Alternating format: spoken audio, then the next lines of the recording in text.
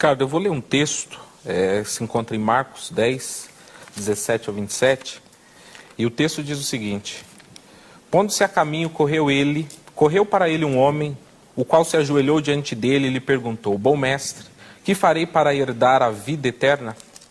E Jesus lhe disse: por que me chamas bom?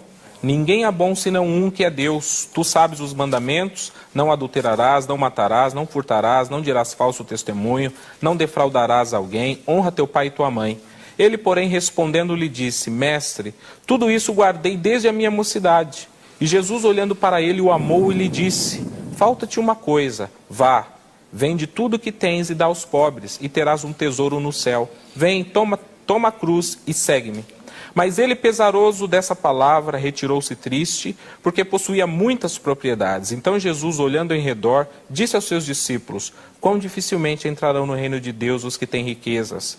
E os discípulos se admiraram dessas palavras, mas Jesus, tornando a falar, disse-lhes: filho, quão difícil é para os que confiam nas riquezas entrar no reino de Deus. É mais fácil passar um camelo pelo fundo de uma agulha do que entrar um rico no reino de Deus. Eu vou parar por aqui. A pergunta é: o texto diz que Jesus amou a esse jovem. O amor de Jesus para esse jovem era um amor para um não eleito? Ou era um amor para o eleito? Que tipo de amor é esse? E como podemos provar que esse amor é diferente do amor para com os eleitos ou não? Jesus chamou o jovem rico para abandonar tudo e segui-lo. Uma vez que o texto mostra que o jovem não seguiu a Jesus, podemos concluir que o jovem se perdeu por resistir ao chamado salvífico de Deus, ou que Jesus estava brincando com aquele jovem e aquele chamado não era sério? 3 minutos, reverendo. Então que tipo de amor, né? E se ele resistiu ao chamado de Jesus. Isso. Certo? Tentar não esquecer. Bom, eu acho esse texto maravilhoso para falar da graça irresistível. Ele é lindo, esse texto. Um jovem que chega cheio de justiça própria para Jesus: o que eu posso fazer de bom?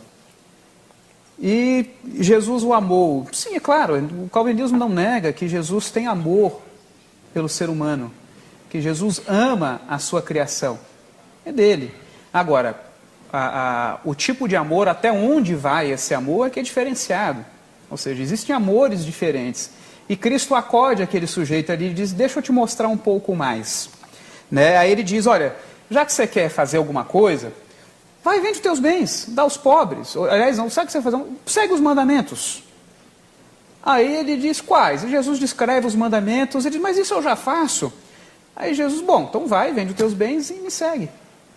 Aí o jovem sai triste, porque era dono de muitas coisas, tinha muitas posses. Aquele jovem não seguia o primeiro mandamento. Ele não era capaz de obedecer nenhum mandamento. E aí Jesus se volta para os seus discípulos e diz: é isso que acontece com gente que confia na riqueza, é isso que acontece com gente que vive segundo o pecado da avareza. É mais fácil um camelo passar pelo fundo da agulha. Por que Jesus diz isso naquela época? Porque o rico, e até hoje um pouco isso ainda acontece na cultura judaica, o rico era bem bom. Se ele é rico é porque ele está ali com Deus.